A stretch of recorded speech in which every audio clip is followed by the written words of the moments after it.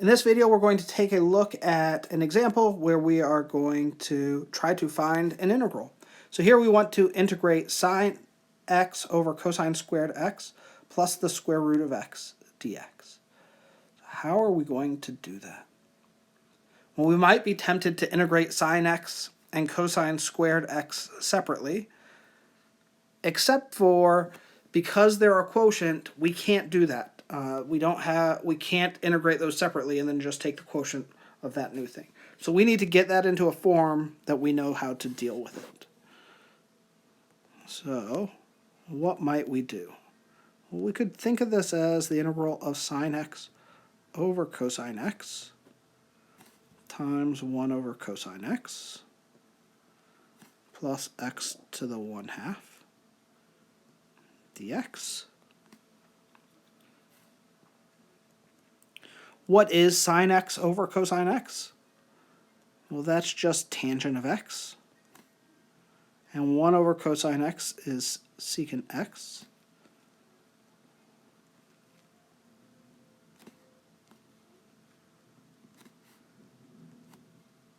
Can we solve this now? Can we integrate this thing now?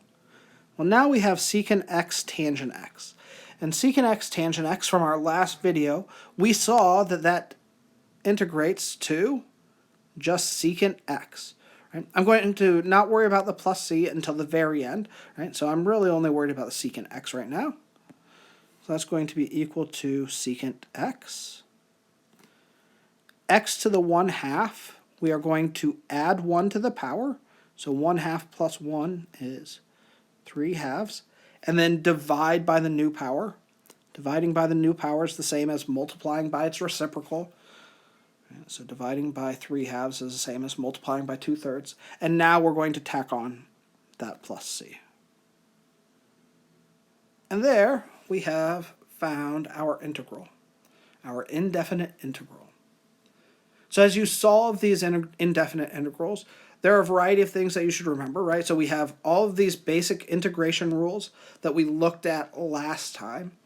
So when you integrate 0, it's just going to integrate to a constant. When you integrate a constant, it's k times x plus some other arbitrary constant.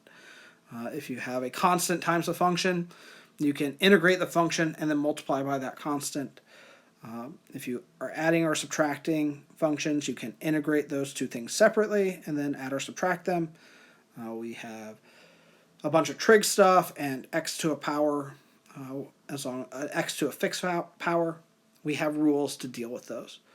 Other things that you should also remember are all of those different trig identities from your trigonometry days, from your pre-calculus days. Those things can come up on the front end where you might rewrite things. Right? So sine squared plus cosine squared is equal to 1. Tangent squared plus 1 is secant squared. Cotangent squared plus 1 is cosecant squared. Tangent is sine over cosine. Cotangent is cosine over sine. Right? So we can rewrite those things just like we did on that previous example. We can rewrite those things. And then also don't forget the rules of algebra.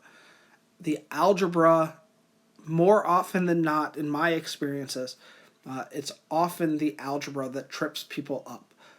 They're like, oh, I know all of these derivative rules, I just mess up on the algebra. So you might need to go back and brush up on your algebra skills if that's the thing that's tripping you up. All right. In our next video, we're going to look at a bunch of other examples.